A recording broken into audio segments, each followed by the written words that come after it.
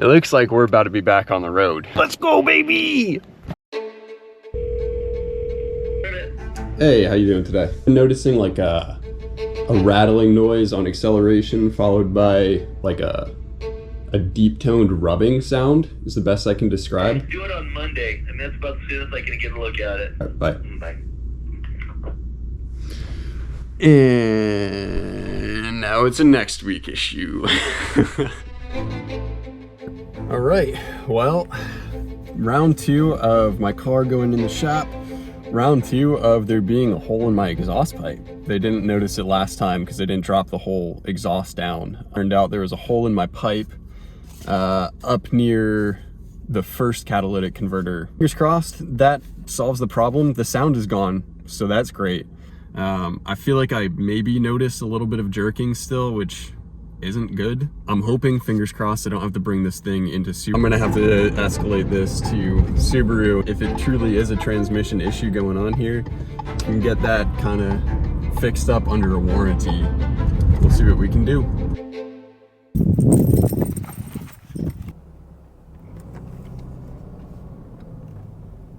So as you can tell, this thing is super dirty. Very, very dirty. It's been parked under some trees for the last few weeks because I haven't really been driving it too much. So today I got this waterless car wash. We'll see how it works, and I want to give you guys a little bit of an update on the vehicle while I do this. All right, shoot, that works well. Wow, I'm sure you want to know what's going on with my car and what's going on with my trip up to Alaska. You guys know I had a breakdown and I've been here in Los Angeles for quite a little while now. Definitely a lot longer than I wanted to be and a lot longer than I intended to be. The deal is I still don't have everything with the car completely figured out, unfortunately. It's hard to talk to the camera while you're doing work like this and like not be out of breath. Oh my Lord. I've now made an appointment at Subaru. I figured it's time to get a Subaru tech looking at this thing, try to figure out what's going on, why it's still jerking, see if it's a transmission problem or not. I'm thinking it could possibly be as simple as spark plugs / ignition coils. I did just have the spark plugs replaced probably about 10,000 miles ago, so I'd be hard pressed to think that the spark plugs are bad. Before I brought this car back to California and it was in Pennsylvania, my parents had an ignition coil replaced because one of them went bad, but I wouldn't be surprised if the others are also bad and they need to be replaced. I'm thinking it could possibly be that, which that's like best case scenario, and that's me just praying that it's not the ignition or the transmission. So dirty before. That's incredible. Let's talk about the trip.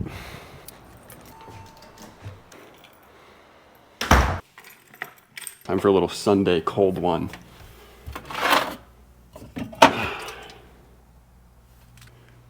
Ignore the blank spot here on the wall. One of the pictures fell off.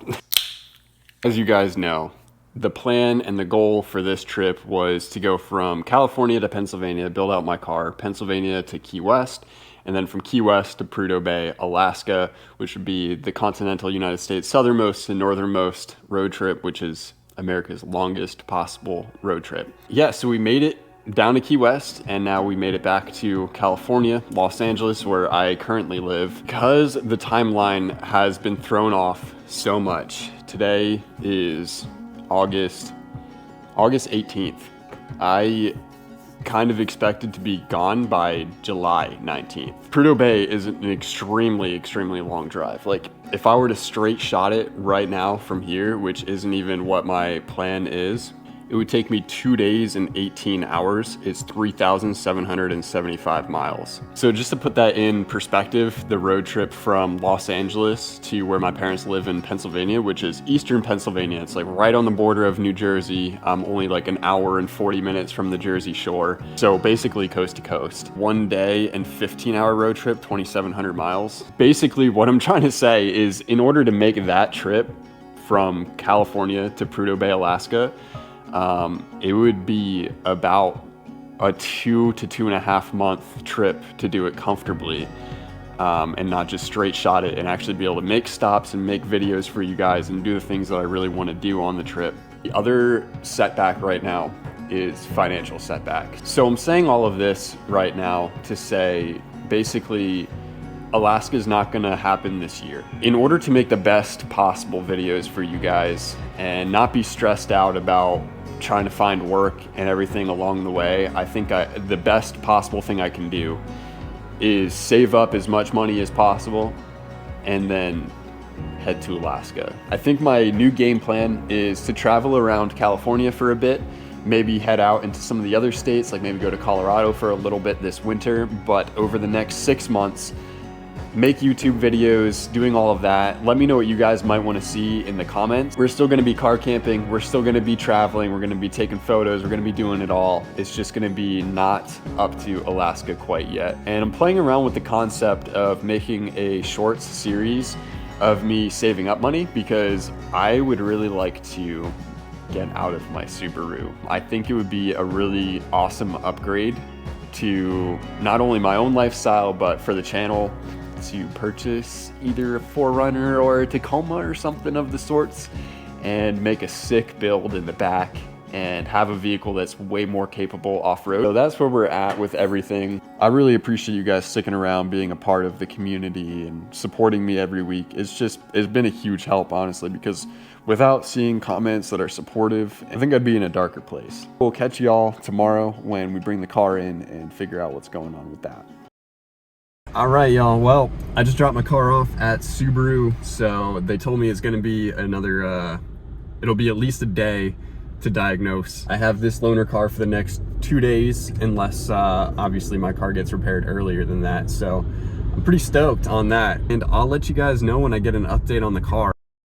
It's gonna be a bit of a rant, but bear with me, guys. I'm just trying to sort through everything right now. They gave me my diagnosis and they said that I have bad cam carrier seals that are leaking oil into my spark tubes. It is causing my spark plugs and ignition coils to fail. And I'm laughing because I just can't believe how much they're trying to charge me to fix my almost 10-year-old vehicle. Ignition coils, they were trying to charge $1,300 for.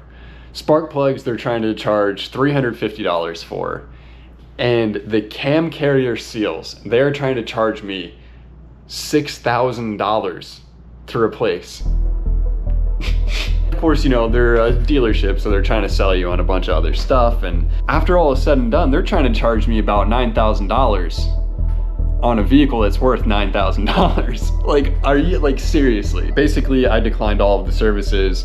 I'm gonna have to pay their $250 diagnostic fee. At this point, I'm not even gonna bother with the seals. I'm just gonna go ahead and deal with that and try to get rid of this car before it's a real issue and get into something else like I was talking about the other day. That's the deal. We're gonna do sparks and ignition coils and see if there's anything else that needs to be done, but I think that's probably it.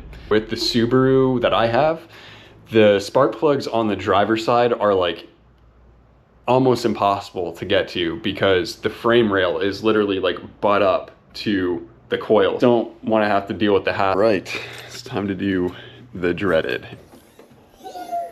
Little black piece right there, that's one of the ignition coils. The other one is there, and then same on the other side. So I got to take this whole battery thing out, the whole battery tray and compartment out, and then to get this I have to take the air box and this hose out so I can access the ones down here. Sunday morning, I got my coffee to help me get through this job, and hopefully I can do it.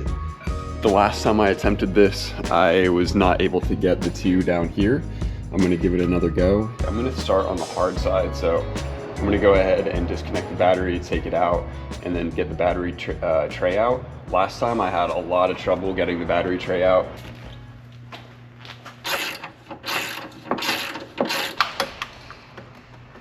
Bolt there, and then there's two bolts right here that have to come off because this is just way in the way to get to where I need to go there. Still early. I'm gonna run to the hardware store in a little bit, maybe to try to get some tools that I can get in there. In the meantime, I'm gonna go ahead and just do the two over here because that'll take me like 30 minutes. So I might as well just get that done.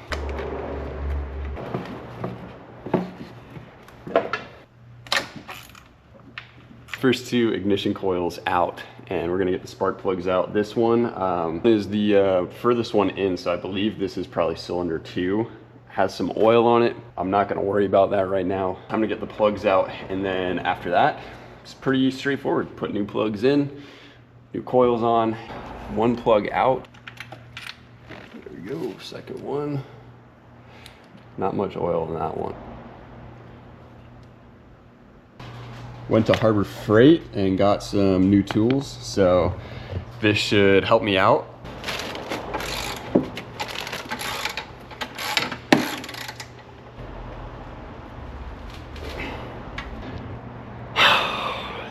This is the face of pure joy and excitement. Finally got that bolt out. I went and got some WD-40. Full battery tray is out. I have access now to the plugs, which are here and here. So that should make my job a lot easier. There we go. So I got this one done. I just can't get this one. I'm having a really hard time getting that one out. If I can get it out, I can definitely get it in, and then I'm pretty much golden. All right, well, I was able to get the two in and out. Leah came down and helped me out. She held the light and helped me find a socket that I lost in there, but it's a moment of truth. Hopefully this thing starts back up now. There we go. All right. Woo! Let's go, baby. Drive it around for a little while and see what happens with the little stutter, see if it still happens or not, but I think we should be good to go.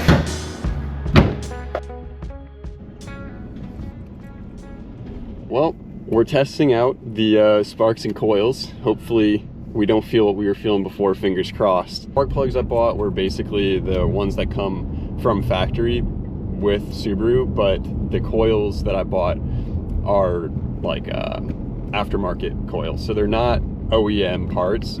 So hopefully that won't be a problem, but I mean, I think it should be fine. And I have my second set of eyes with me today to see if anything's going on with the car. Right there is where it would have done it before. So. Yeah, it feels decent. I'm smiling, and I'm smiling for a reason. It looks like we're about to be back on the road. It didn't do it a single time on my way here. We're at the destination, and normally the car would most definitely be doing it and be acting up. So I am ecstatic right now that I think my car issues have been solved, at least for now. I'm sorry that I have not really been present on social media lately here on YouTube, but we're back, baby. We are back. We're back to weekly uploads now that the car is fixed. I have some really cool videos in store for you guys, and I can't wait to share them. So I'll catch you guys next week. Just remember, live fulfilled. Let's go, baby!